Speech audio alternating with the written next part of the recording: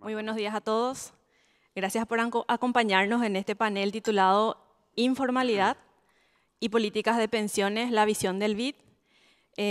Hoy vamos a profundizar en un tema crucial para el futuro de la seguridad social en América Latina y el Caribe, que si bien ayer ya se ha abordado de manera preliminar en las sesiones de la fecha de ayer, en esta ocasión queremos dedicarle más tiempo y un enfoque más detallado, explorando las implicaciones que tiene este fenómeno y las posibles soluciones para enfrentar este desafío. La informalidad sigue siendo una característica dominante en los mercados laborales de esta región. Según datos recientes, casi el 60% de la población económicamente activa de América Latina y el Caribe trabaja en condiciones informales, lo que significa que no tienen acceso a la seguridad social y en un futuro no acumulan derechos para una pensión contributiva. Este fenómeno tiene implicaciones profundas para la sostenibilidad y la equidad de nuestros sistemas de pensiones. A pesar de esfuerzos y reformas en las últimas décadas, la cobertura de pensiones contributivas en la región se ha mantenido estancada.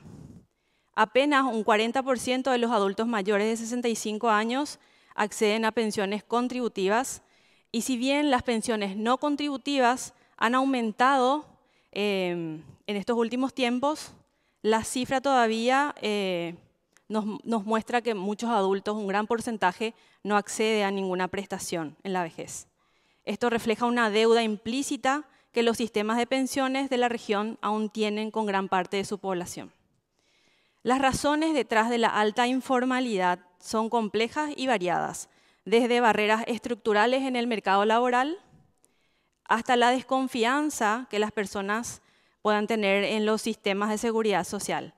Sectores como el empleo doméstico, el trabajo rural, los trabajadores por cuenta propia y las MIPYMES enfrentan dificultades adicionales para la formalización, debido a la inestabilidad de sus ingresos, inclusive la falta de incentivos y en muchos casos la percepción de que el costo de la formalización no se refleja en las prestaciones que puedan acceder.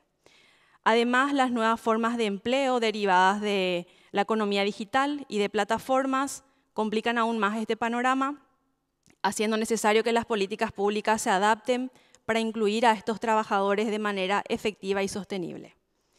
Para abordar estos retos, contamos hoy con dos expertos del Banco Interamericano de Desarrollo, quienes compartirán su visión y propuestas. Primeramente, a Mariano Bosch, quien es asesor económico principal de la Vicepresidencia de Sectores y Conocimiento del BID. Desde sus inicios en el banco en el 2011, ha liderado proyectos de investigación en áreas de mercados laborales, pensiones y políticas de bienestar, tales como el Laboratorio de Ahorro para el Retiro, presente y futuro de las pensiones en América Latina y el Caribe, y Mejores Pensiones, Mejores Trabajos hacia la cobertura universal en América Latina y el Caribe. Antes de unirse al BID, trabajó como consultor en el Banco Mundial y como profesor en la Universidad de Alicante. Ha publicado diversos artículos en el área de mercados laborales y desarrollo en revistas de prestigio. Posee un doctorado en economía otorgado por la London School of Economics. Y en un segundo momento le tendremos a David Kaplan, quien es especialista principal en mercados laborales de la División de Mercados Laborales y Seguridad Social del BID. También es investigador del Instituto Laboral y forma parte del Think Tank mexicano. Antes de incorporarse al BID, en el 2010, se desempeñó como economista e investigador de la Oficina de Estadísticas Laborales de Estados Unidos y como profesor de Economía en el Instituto Tecnológico Autónomo de México y especialista en desarrollo del sector privado en el Banco Mundial. Es experto en mercados laborales en países en desarrollo, particularmente en las áreas de regulación laboral y de seguridad social, y ha publicado también artículos en destacadas revistas. Obtuvo su doctorado en Economía en la Universidad de Cornell en 1998. Bueno, sin más preámbulos, le cedo la palabra entonces primeramente a Mariano. Adelante, donde quieras. Okay. Sí. Pongo por aquí. Hay muchos micrófonos tengo aquí y aquí. Sí. No sé muy bien. Bueno, muchísimas gracias por la presentación y muchas gracias a los organizadores por la invitación, a Novaster, a Ronin, al Gobierno vasco por acogernos tan amablemente. Yo tengo una presentación que no sé muy bien dónde está, pero estará en algún momento.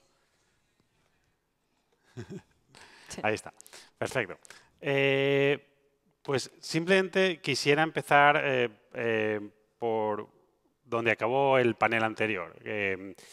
Acabamos hablando de que muchos de los problemas que tenemos en nuestros sistemas pensionales en la región tienen que ver con este fenómeno que llamamos informalidad. Y lo que quisiera hacer en mi presentación es hablar un poco de este fenómeno desde distintas perspectivas. A lo largo de creo que llevo ya 13 años trabajando en el BID, de una manera u otra hemos tenido esta conversación muchísimas veces con nuestros países miembros, con nuestros clientes. Hay un objetivo central de política pública, es que es reducir la informalidad. Esto lo podemos ver día a día en prácticamente todos los periódicos de nuestra región. Reducir la informalidad es un objetivo de política pública. Querría reflexionar un poquito sobre esto, de por qué hablamos sobre esto como objetivo de política pública, qué realmente estamos queriendo decir y cómo implica o qué tipo de cosas implica para nuestros sistemas de pensiones. Ven que estas noticias ocurren desde los países de la región, en Honduras, donde los niveles de informalidad están cercanos al 80 o el 90%, hasta los países donde la informalidad es más reducida, como Chile. Este es un problema que todos vemos como algo central para muchos aspectos de la protección social y en particular para los sistemas de pensiones. Pero ¿qué es la informalidad realmente? Y esto no es una pregunta, digamos, retórica, porque tiene implicaciones muy importantes para qué tipo de cosas hacemos para combatir este fenómeno que se llama informalidad. Aquí he resumido muy brevemente en el tipo de definiciones o de aproximaciones que tenemos a este fenómeno. Hay una aproximación un poquito más legalista, que decimos, bueno, la informalidad es algo que la gente debería hacer y que no está haciendo. Y esto qué es lo que debería hacer es un aspecto muy importante, porque hay veces que deberíamos pagar impuestos y no los hacemos, a eso lo llamamos informalidad. Hay veces que deberíamos pagar cotizaciones sociales y no lo hacemos, a eso también lo llamamos informalidad. Hay veces que pensamos que hay empresas muy poco productivas y a eso también lo llamamos informalidad, pero eso ya no es una visión legalista, es una visión más de productividad. Entonces, lo que quiero decir con esta transparencia es que hay distintas definiciones de informalidad y que dependiendo del fenómeno que estemos intentando combatir, cada una de estas definiciones va a ser más o menos apropiada. Y quisiera ilustrar esto con un ejemplo real de unas de nuestras conversaciones con muchos de los países de la región de qué es lo que tenemos que hacer para mejorar los sistemas de pensiones. Esta es una conversación que tuvimos precisamente con Perú hace unos años, donde el Ministerio de Economía de Perú y Finanzas dijo, mira, yo tengo un objetivo de política pública que es reducir la informalidad o incrementar la formalidad, si quieres, hasta un 60%. Entonces, aquí es muy importante entender cuáles son la estructura de los mercados laborales de la región. Y si tú vas al mercado laboral peruano alrededor del 2019, y el mercado laboral peruano es un mercado con alta informalidad, pero no es un mercado laboral muy distinto al de otros países de la región. Encuentras algo parecido a esto.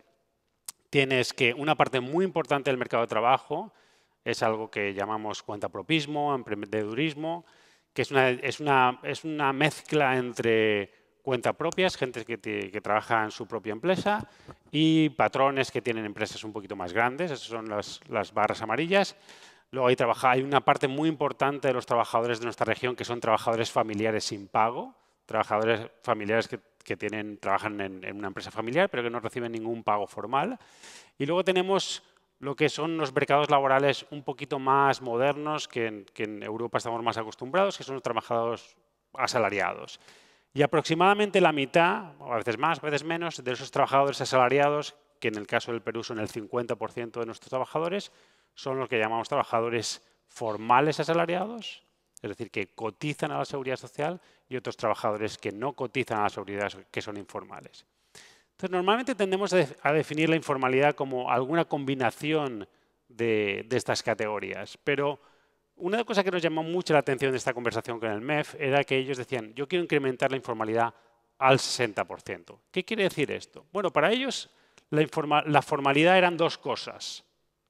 Una que tiene que ver con pensiones y otra cosa que no tiene que ver con pensiones.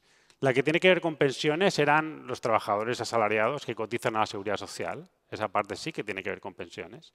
Pero otra parte importante de la formalidad era estos cuenta propia que no tienen obligación de cotizar a pensiones, que pagaran sus impuestos a la entidad tributaria.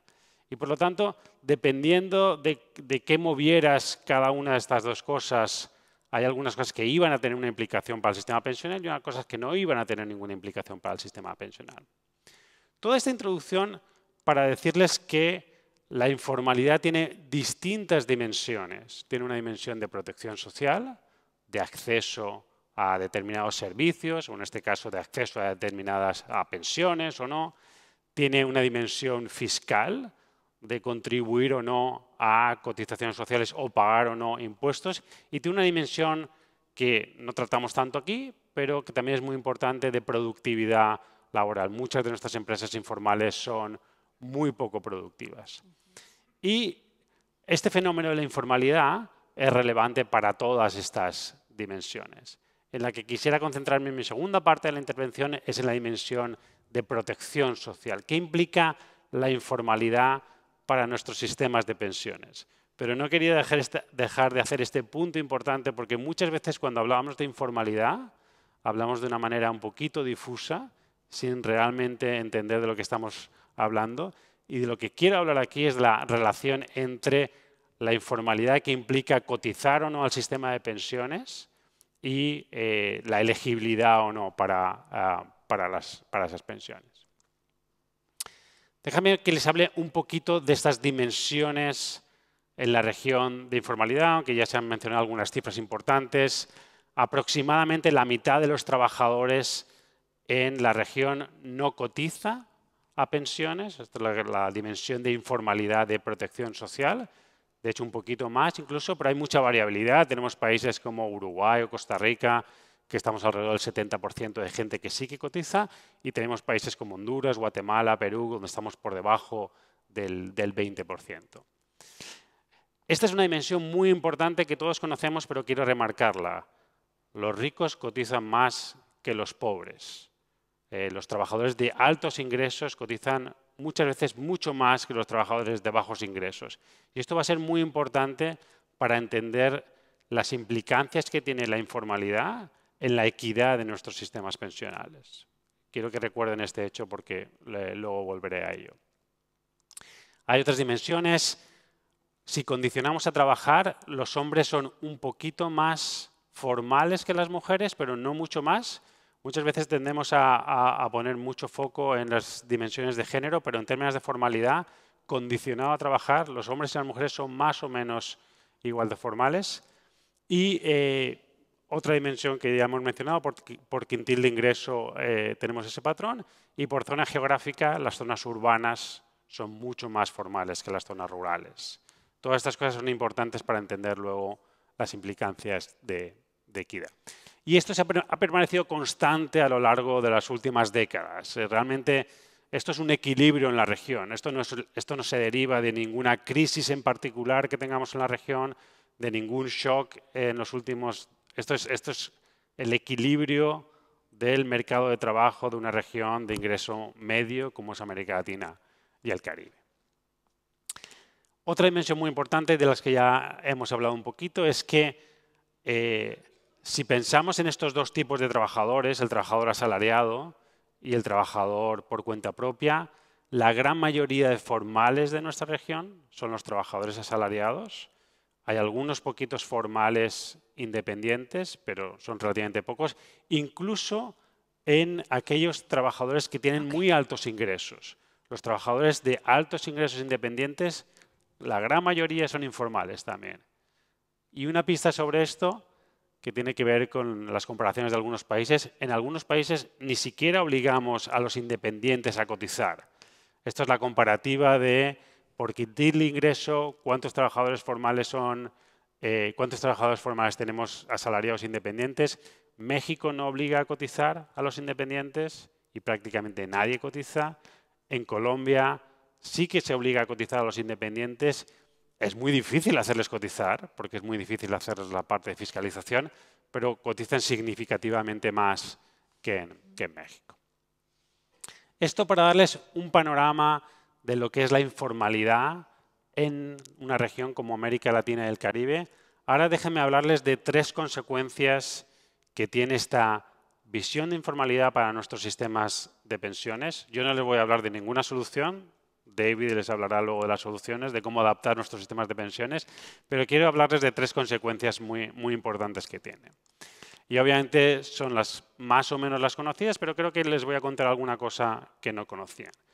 La primera consecuencia es una consecuencia bastante obvia. Si la gente no cotiza, probablemente no va a tener una pensión, cobertura, o no va a tener una pensión suficiente, adecuación. Hay importantes problemas de equidad por estos fenómenos. Este fenómeno de la informalidad, ya les he anticipado un poquito por dónde viene la cosa. Y hay un problema, obviamente, de financiamiento. Muchos de nuestros sistemas de pensiones, en su gran mayoría, se financian con cotizaciones obrero-patronales. Si la gente no cotiza, tenemos un problema de que no entran recursos al sistema de pensiones. Pero todo esto tiene una doble cara que ahora les contaré. Déjame hablarles un poquito de cobertura. Esto es un gráfico a nivel mundial que relaciona el porcentaje del empleo que cotiza pensiones y el porcentaje de gente adulta mayor que tiene una pensión. Es un gráfico muy interesante porque tiene varios elementos que me gustaría remarcar. Uno es esta acumulación de países, tanto en la parte baja como en la parte alta, en la principal diagonal de este gráfico. Esto es lo que más o menos esperaríamos, ¿no? Los países que no tienen empleo formal o que la gente no cotiza, no generan suficiente cobertura pensional, y los países que cotizan mucho pues generan mucha cobertura pensional, ¿no? Entonces aquí básicamente tenemos los países de ingreso bajo, no sé si esto tiene aquí, los países tienen de ingreso bajo con muy poca cobertura pensional, y aquí tenemos países de la OCDE básicamente con una proporción muy importante de gente cotizando y mucha gente recibiendo pensiones. Pero tenemos muchos países en esta parte del triángulo.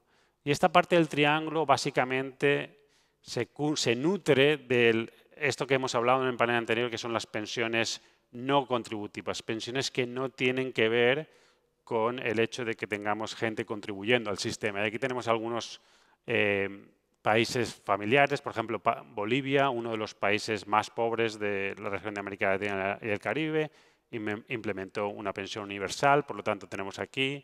México recientemente implementó una pensión universal, y luego países fuera de la región, como puede ser Sudáfrica, etc. Por lo tanto, ¿podemos conseguir cobertura pensional sin tener empleo formal? Sí, simplemente encontrando otra manera de dar elegibilidad a los sistemas de pensiones. Ahora bien, aquí tenemos obviamente problemas importantes de diseño que ahora hablará, pero uno de los puntos centrales que quiero hacer aquí es que este fenómeno, el hecho de que para conseguir alta cobertura pensional vayamos a necesitar estos programas no contributivos, hace que tengamos que diseñarlos muy bien, porque esto va a ser uno de los principales elementos para conseguir una alta cobertura en nuestra región. Entonces, hablando un poquito de diseño, y David les hablará un poco mal, tenemos algunos retos que abordar, ¿no? ¿Cómo vamos a integrar estos pilares contributivos con los pilares más tradicionales, los pilares no contributivos con los pilares tradicionales contributivos? Y aquí algunos de los retos que nos planteamos, oye, ¿cuál debería ser el nivel de una pensión no contributiva? ¿Cómo se debería combinar o no con las pensiones contributivas? Ese es el caso de Brasil, donde las pensiones no contributivas son exactamente igual a las pensiones mínimas, por ejemplo. Es decir, una persona que no contribuyó nunca en su vida al sistema de pensiones recibe más o menos lo mismo, más o menos no, recibe exactamente lo mismo que una persona que cotiza 30 años por la pensión mínima. Ese es uno de los diseños que nos encontramos en la región. Obviamente hay muchísima variabilidad en estos diseños, pero esto es algo en que tenemos que pensar, cómo lo vamos a diseñar bien.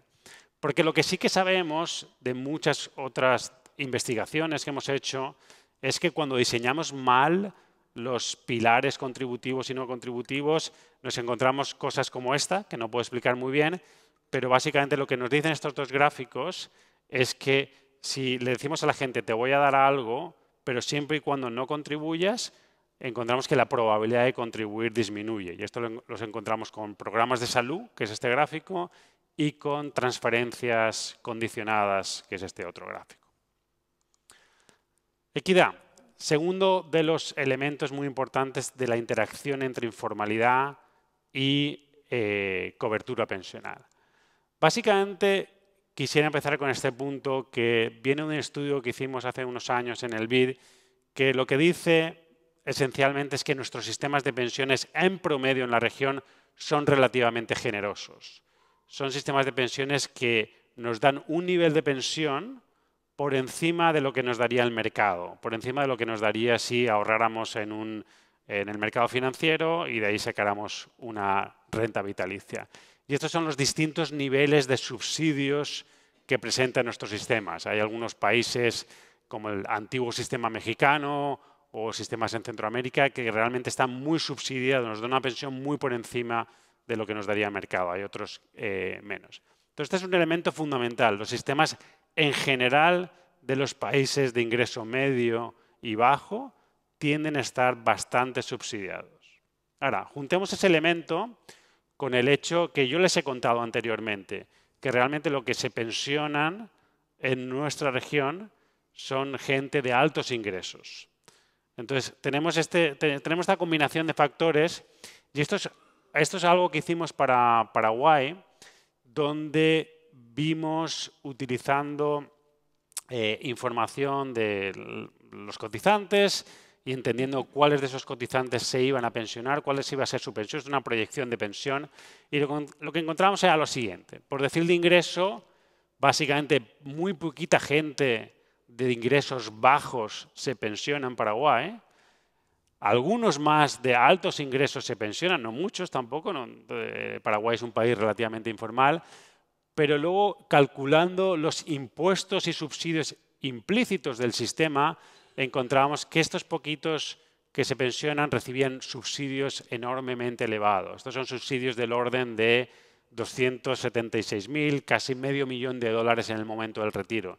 Son subsidios muy elevados que reciben unos poquitos, normalmente de altos ingresos. Por ejemplo, entonces aquí tenemos un problema importante de equidad. Y esto es la distribución de subsidios que ocurre en Paraguay comparado con la que se derivaría de una distribución de subsidios donde todo el mundo tuviera una pensión. Por tanto, estos sistemas generan inequidad porque damos pensiones altas a unos pocos y que esos pocos tienden a ser de altos ingresos. Ese es uno de los problemas de la interacción entre informalidad y nuestros sistemas de pensiones.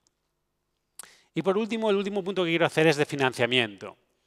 Y esta es una historia que yo he escuchado muchas veces en mis conversaciones con policy makers de la región. El problema de nuestro sistema de pensiones es que no hay suficiente gente que cotiza. Hay mucha gente informal. Y esto hasta cierto punto es cierto. O sea, si nosotros hacemos un cálculo de cuántos ingresos más tendrían nuestros sistemas si la gente cotizara, encontramos algo como esto. Si dijéramos, mira, la gente que por lo menos gana más de un salario mínimo, no todo el mundo, pero la gente que gana más de un salario mínimo, si cotizara en estos países, ¿cuál sería la recaudación adicional para pensiones? Y nos sale que esto sería alrededor más o menos de 1 punto del PIB, que para la región es algo relativamente alto. Pero normalmente lo que solemos no calcular es, bueno, ¿qué pasaría si toda esta gente que cotiza recibir una pensión que recuerden que les he dicho que es una pensión relativamente generosa? Bueno, pues esto lo hemos hecho para algunos países, es el caso de Colombia en concreto, y esta es la proyección de los gastos del déficit pensional colombiano en el status quo, donde no pasa nada, y esto es una proyección donde si formalizáramos a mucha gente en el sistema de pensiones colombiano, es decir, donde si ellos cotizaran, pero los que cotizan obviamente eventualmente recibieran una pensión.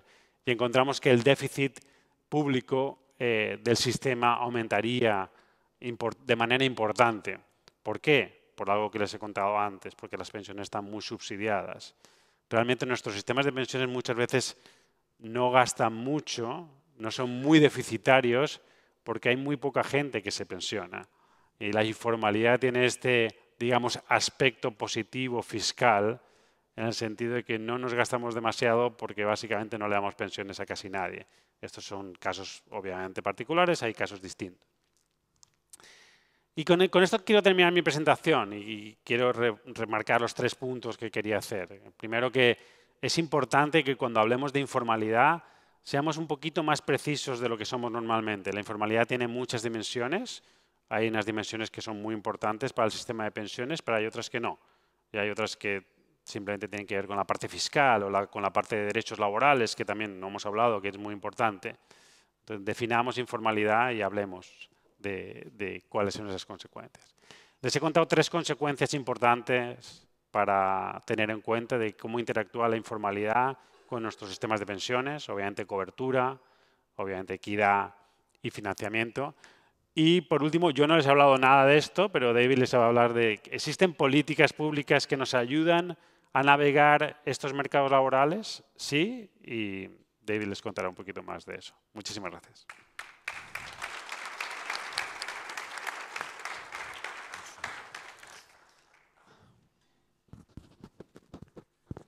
Hola, buenos días. Si me escuchan, ¿verdad? También tengo presentación, pero antes, ahí está, perfecto. Bueno, yo me sumo tanto al agradecimiento, pero también quiero felicitar a los organizadores de este evento. Es un privilegio estar aquí, estoy aprendiendo mucho y a ver si puedo aportar algo.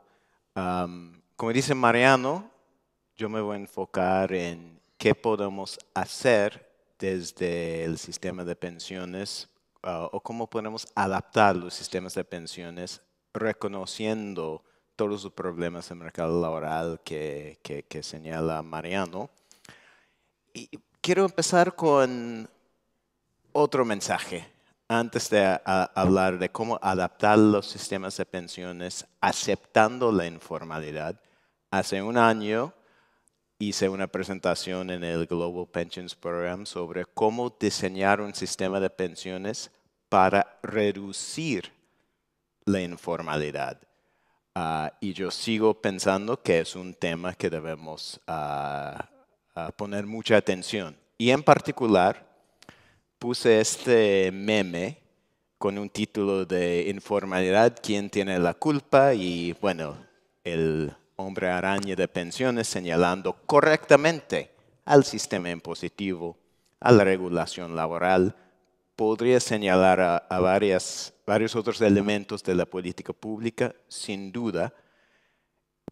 Pero antes de abordar el tema de hoy, que es cómo aceptando la informalidad, tener un sistema de pensiones que funciona razonablemente bien, quiero reiterar mi exhorto para ustedes. Es cierto que la informalidad tiene 1000 causas, pero una de esas causas, como señaló Mariano en su presentación, a veces es el sistema de pensiones. Entonces, antes de señalar el código de trabajo y el sistema de impuestos por generar informalidad, mi exhorto es que revisemos si hay algo que el mismo sistema de pensiones hace para generar más informalidad. Pero hoy ese no es el tema. Hoy voy a aceptar de muy mala gana que tenemos informalidad en nuestra región y la tendremos por mucho tiempo y cómo otorgar pensiones a pesar de ese problema. Pero de hecho, como dice Mariano, hay diferentes definiciones de la informalidad y yo no me quiero meter en esto. Lo que yo quiero enfocarme hoy son 2 objetivos muy sencillos de un sistema de pensiones. Otorgar pensiones suficientes a las personas adultas mayores. Y hago énfasis en personas y no necesariamente trabajadores. Pero además sabemos que el espacio fiscal es limitado, entonces idealmente lo haríamos en una forma sostenible financieramente Y en vez de hablar de la informalidad, de hecho, después de esta lámina no voy a usar la palabra informalidad, pero ¿cómo podemos lograr esos objetivos con las realidades del mercado laboral que enfrentamos? Si uno quiere ponerle la etiqueta a alguna de esas realidades de informalidad o no, está bien, pero yo simplemente voy a hablar de cómo funciona el mercado laboral y qué implicaciones tiene para el sistema de pensiones. Ahora, solo voy a hablar de tres características del mercado laboral que vamos a analizar hoy y ver cómo adaptar un sistema de pensiones para reconocer esos problemas. Uno, muchas personas nunca o casi nunca van a contribuir al sistema de pensiones. Es un problema. Dos, muy pocas personas van a contribuir 20 años a un sistema de pensiones. Ahora, no hay nada especial de 20 años, simplemente es una manera de decir muy pocas personas van a cumplir con los requisitos actuales para recibir una pensión contributiva con el diseño que tenemos en la mayoría de los países. La tercera característica es que el mercado laboral es muy complejo. Y de un mes a otro, todo puede cambiar. Las horas trabajadas puede cambiar mucho de un mes a otro, los ingresos, uno puede tener empleos simultáneos, tal vez de tiempo parcial. Digamos, el mercado laboral es todo menos estable. Y en particular, un caso especial de eso es, debemos dejar de hablar de trabajadores independientes y trabajadores asalariados, porque muchas veces son las mismas personas a lo largo de un año o a lo largo de varios años. Así que la gente rota entre muchas cosas, incluyendo empleo independiente y empleo asalariado. Pero no se preocupen, cada uno de esos problemas, si son problemas, tiene una solución de política pública para seguir otorgando pensiones de manera más o menos razonable. Así que vamos uno por uno. Primer problema, muchas personas nunca harán contribuciones al sistema de pensiones. Tiene solución, entre comillas, fácil. Pues una pensión no contributiva universal o casi universal es la solución fácil. Pero obviamente no es tan fácil y de hecho la recomendación creo que tiene más contenido que eso. Porque obviamente es fácil decirle al fisco o a Hacienda que otorgue una pensión no contributiva universal, pero eso por supuesto que tiene su costo fiscal. Esta recomendación viene con una otra recomendación en línea con priorización de gasto, de tener un pilar contributivo lo más cerca de actuarialmente justo posible. Entonces, no es solamente una recomendación, gasten por aquí, es no gasten, guarden su espacio fiscal tratando de gastar lo menos posible de recursos fiscales en el pilar contributivo para poder tener un pilar no contributivo lo más fuerte posible. Así que realmente es una recomendación de asignación de recursos fiscales donde sí y más importante donde no, que es simplemente pedir que el Estado gaste mucho dinero. Ahora, muy pocas personas, aunque coticen un rato, muy pocas personas van a llegar a los requisitos para recibir una pensión contributiva. Y otra vez tiene una recomendación muy fácil. Eliminar eso del requisito de mínimo de meses de contribución, aunque esa recomendación tampoco es tan fácil porque obviamente no podemos entregar una tasa de reemplazo cerca de 100% a una persona que cotiza muy poco. Así que complementando o terminando la recomendación sería de esta manera. De hecho, consideremos un sistema en que ni siquiera tenemos que contabilizar los meses de contribución, otorgando una renta vitalicia, pago mensual, pero actuarialmente justa con base en las muchas o pocas contribuciones que hay. Y uno diría, bueno, no puedo entregar una pensión de $5 al mes. El costo de entregar la pensión es mayor que la pensión misma. Pero si vinculamos esta recomendación con la anterior, y si la pensión, tal vez muy pequeña, contributiva, se suma a una pensión no contributiva universal o casi universal, ahora sumarle $5, $10 a una pensión no contributiva ya no parece tan ineficiente. Y quiero hacer énfasis en lo siguiente, que creo que luego no ponemos suficiente atención. Nosotros estamos gestionando sistemas de pensiones, no de ahorro, de pensiones. Así que en el caso de que alguien hace 10 años de cotizaciones y lo único que recibe, y incluso en algunos países ni siquiera, pero si la persona solo recibe su dinero con intereses, pero en una sola exhibición, debemos catalogar ese hecho como un fracaso de un sistema de pensiones, porque al fin de cuentas no se entregó una pensión. Ahora, tercer problema o tercera característica del mercado laboral. Las horas trabajadas, los ingresos varían, la gente tiene empleos simultáneos, empleos de tiempo parcial. Y la recomendación aquí, que muy pocos países hacen, es vincular las contribuciones y de hecho la pensión misma a la persona y no al empleo. Y una manera muy fácil, pero una manera práctica de hacer eso es a través de la declaración de impuestos. Y por supuesto, esta recomendación se construye sobre la anterior. Es mucho más fácil hacer eso si ni siquiera tenemos la necesidad de contabilizar meses de contribución.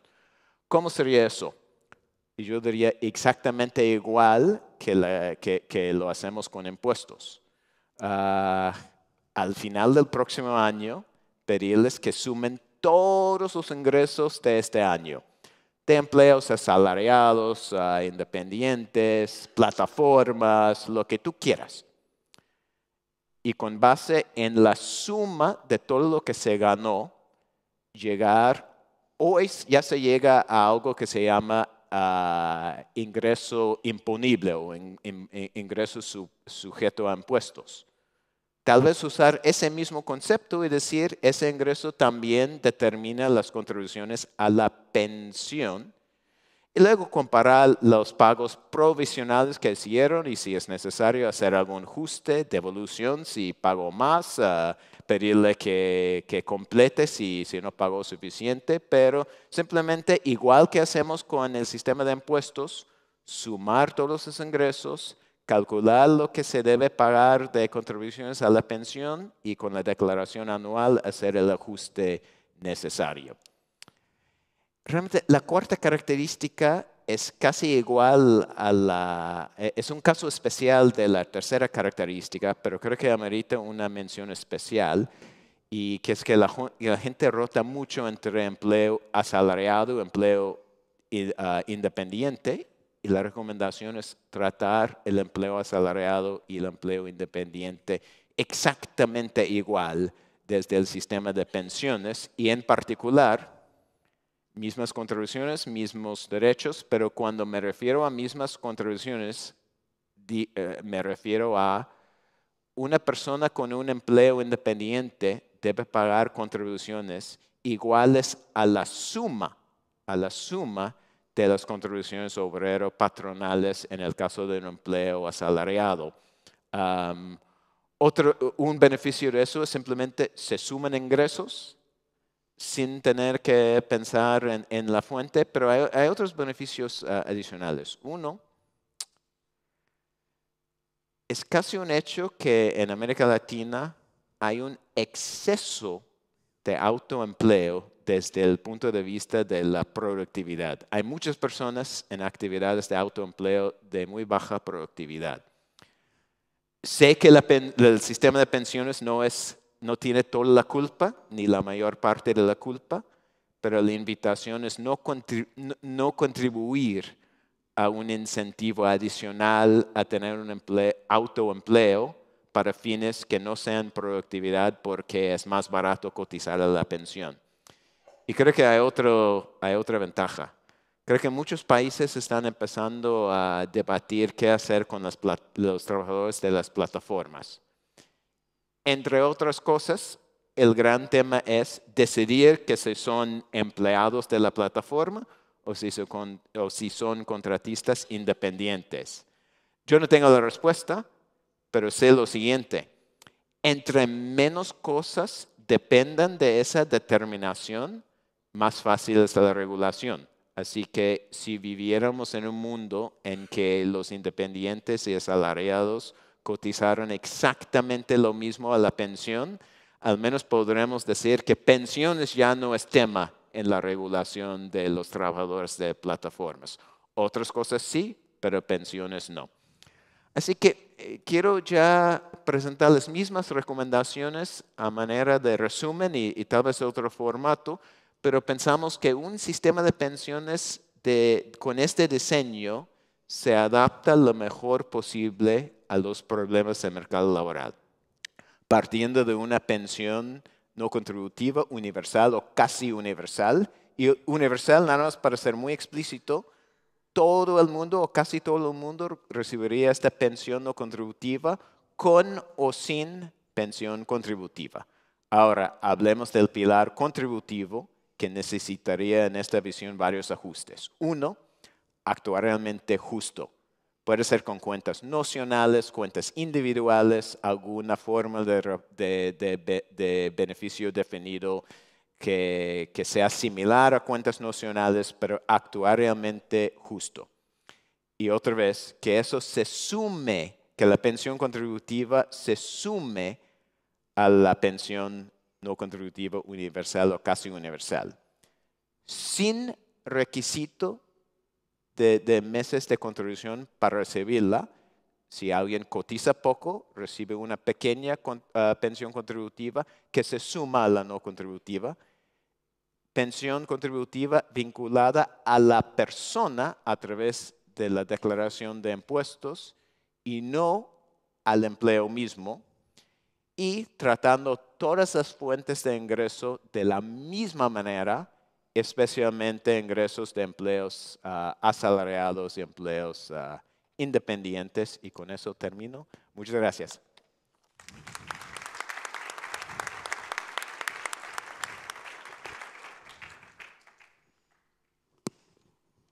Tenemos pregunta del público, que justamente coincide con una pregunta que había preparado primeramente para Mariano. Mencionaste que uno de los desafíos claves es la integración imperfecta justamente entre la cobertura contributiva y la no contributiva, que en algunos casos puede desincentivar justamente la formalización. En ese sentido, preguntan desde el público cómo se pueden reconciliar las políticas públicas que parecen que justamente fomentan la informalidad. Por ejemplo, políticas que dan acceso a programas de salud a personas informales. Sí, yo creo que ese es uno de los grandes retos de nuestra región por esta dicotomía que tenemos en el mercado laboral, ¿no? Tenemos que una parte muy importante de nuestros sistemas de protección social se financian con cotizaciones obrero-patronales, ya pueden ser los sistemas de pensiones, los sistemas de salud, y hay algunas cosas que se solucionan más fáciles que otras. David nos ha hablado que en el sistema de pensiones, pues mira, esto más o menos lo solucionamos con una pensión no contributiva y con un sistema actuarialmente justo, que se unan, o sea, esa es un poquito la manera. En muchos otros aspectos, o en el caso de salud en concreto, son decisiones más difíciles.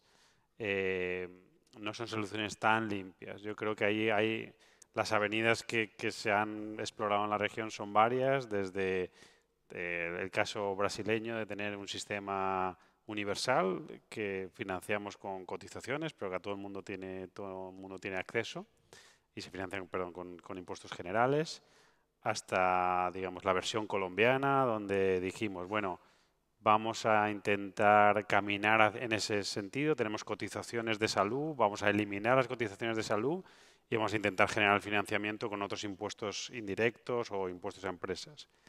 Entonces, yo creo que el camino va un poco más en esa dirección.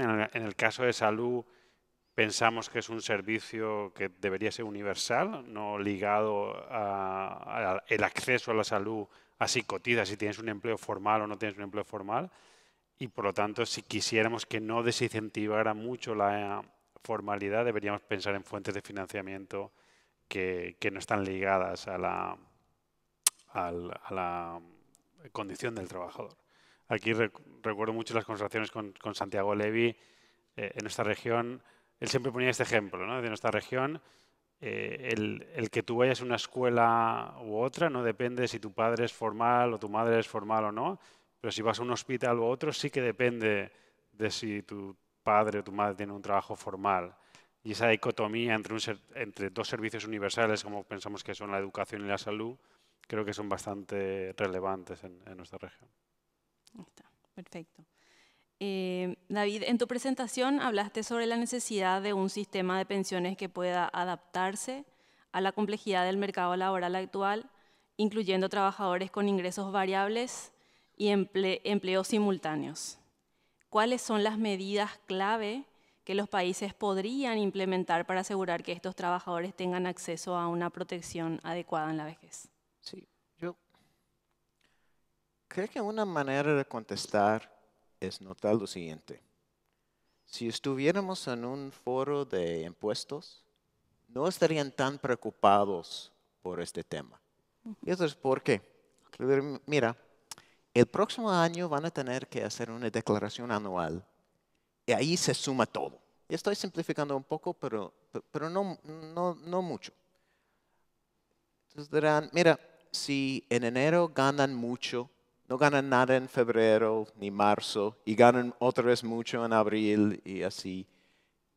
Y si es el mismo empleo a lo largo del año o si son 30 empleos a lo largo del año, si algunos empleos son simultáneos y otros no, mira, a mí no me importa. Van a hacer la declaración anual, van a sumar todos esos ingresos y con base en la suma voy a determinar cuántos impuestos tienen que pagar. Porque estas cosas nos afectan tanto, yo creo que en seguridad social, pero también pensiones. Porque atamos esto al empleo. Entonces, ¿qué pasa si yo trabajo 20 horas cada semana en un empleo? ¿Debo contribuir a la pensión? Probablemente sí. ¿Cómo se deben contabilizar mis semanas o meses de contribución? No es claro, porque estoy aportando menos que otra persona. A lo mejor, pero luego, ¿qué tal si tengo ese empleo de 20 horas cada semana y tengo otro empleo de 20 horas cada semana? Bueno, ¿en qué momento tengo que sumar para decidir si son, a lo mejor le doy parte? Y los cálculos se vuelven imposibles, imposibles. Quiero mencionar otro punto. Hay algunos riesgos que yo diría que son inherentes al trabajo. Si yo tengo un trabajo con un riesgo muy alto de un accidente, yo creo que es correcto que haya una prima especialmente alta para ese trabajo porque es ese trabajo con un riesgo mayor. En el caso de la pensión de vejez, por vejez, creo que el riesgo que queremos proteger es que durante la vejez uno gane más o menos lo que la persona recibía o un porcentaje significativo de lo que la persona recibía. Entonces creo que también el riesgo que queremos proteger no es inherente al trabajo, al empleo, sino a la persona. Entonces por estas dos razones, vincular el pago de la pensión a la persona y a través de la declaración de impuestos, pienso que es una manera práctica de resolver muchos problemas. Perfecto. En Paraguay tenemos una particularidad justamente. Si bien desde el 2013 los autónomos, los independientes, los cuenta propia, pueden cotizar para la jubilación en igualdad de condiciones que el trabajador asalariado, cuenta ajena, a la fecha no tenemos más de 1000, porque es voluntario. Entonces, también hay otro factor, digamos, para la inclusión de estos sectores que no están actualmente. Sí, y quiero volver al tema de productividad. Y David, tú estás ayer hablando de los cambios demográficos, la gran necesidad de promover la productividad. Entiendo que pensiones no resuelve productividad, pero somos parte de. Esta decisión en algunos países no da la obligación a los independientes a cotizar. Pobrecitos, ¿no? Es más o menos la lógica. No es que esté en contra del empleo independiente. Hay muchas buenas razones por las que una persona puede ser un independiente. Es donde la persona es más productiva, sus preferencias, pero creo que una muy mala razón para ser trabajador independiente es porque ahí no tengo que cotizar la pensión o porque ahí pago menos a la pensión. Y una última reflexión. Cuando nos tienta dar algún trato especial a los independientes, creo que realmente estamos pensando en los independientes de bajos ingresos. No lo presenté aquí, pero hace un año sí. Uno puede considerar un sistema de pensiones con pilares integrados de tal manera que cualquier persona de bajos ingresos pague menos a la pensión o un menor porcentaje de sus ingresos a la pensión. Que por cierto, igual no de la misma manera, pero los asalariados de bajos ingresos también tienen mayores tasas de informalidad. Entonces, una alternativa no es dar trato especial a los independientes, sino introducir una tasa de contribución a la pensión progresiva para que todas las personas de bajos ingresos contribuyan menos y no dar un trato especial a los independientes. Perdón por extenderme. Okay. Una pregunta final para los dos, ya que nos están apurando. Teniendo en cuenta las limitaciones fiscales, justamente, y de recursos que enfrentan muchos países de la región, ¿es realmente necesario reformar los sistemas de pensiones para combatir la informalidad? ¿O existen otras estrategias que podrían ser más efectivas para reducirla sin modificar la estructura del sistema? O sea, una reflexión muy rápida y sé que estamos tiempo. Una cosa que hemos aprendido, tiene que ver con la pregunta, pero tiene que ver con la pregunta anterior, es que de manera voluntaria esto no funciona. Los cuentapropias no cotizan de manera voluntaria y si yo fuera cuentapropia y me encontrara un sistema así, tampoco cotizaría, ¿no? Porque justo por todas las razones que hemos dicho antes, voy a llegar a 20, 25, a veces 30 años de cotización. Básicamente esto puede suponer un impuesto puro y duro. Entonces, la voluntariedad no funciona, pero obligar a la gente a cotizar sistemas que son muy injustos tampoco funciona. Tenemos grandes problemas de equidad. Con respecto a qué hay que hacer, si los sistemas de pensiones pueden estar diseñados para combatir la informalidad, sí. Creo que de lo que hemos hablado principalmente hoy aquí es como, teniendo en cuenta que hay mucha informalidad, cómo diseñamos nuestros sistemas de pensiones para que atiendan esa realidad. Hay cosas, y David te puede hablar un poquito más de cómo podemos reducir las cotizaciones a determinados tipos de trabajadores, pero yo creo que es un fenómeno mucho más general. Es un fenómeno que tiene que ver con nuestra estructura productiva, que tiene que ver con la parte fiscal, la parte regulatoria, y muchas veces, y creo que no lo hemos enfatizado enough, suficiente es que no queremos hacer la fiscalización de nuestras propias regulaciones.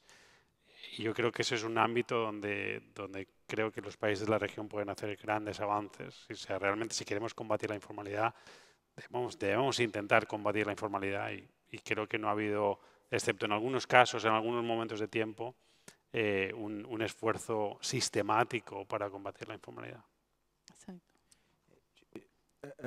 Además de estar totalmente de acuerdo, yo enfatizaría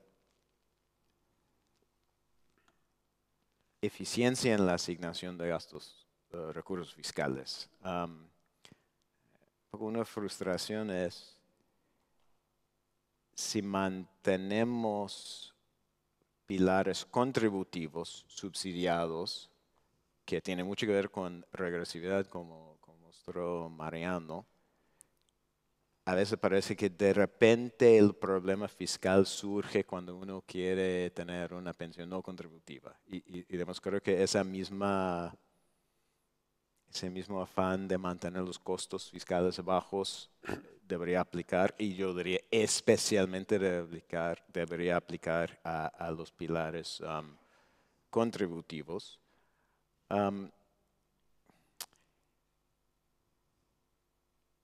Por supuesto que el tema fiscal, digamos, cuando uno está realmente en un proceso de reforma, el tema fiscal y los recursos fiscales nunca sobran. Pero también, a veces por presiones políticas, se usan recursos fiscales de manera que no promueve ni la progresividad del ingreso, ni los incentivos laborales, y reorientar el gasto fiscal de una manera más progresiva y más consistente con los incentivos laborales es una opción a considerar. Ahí está. Creo que cumplimos con el tiempo. Si no hay más ninguna pregunta, creo que tenemos que terminar. creo que llegamos bien. Ok, muchísimas gracias. Gracias. Gracias. Muchas gracias.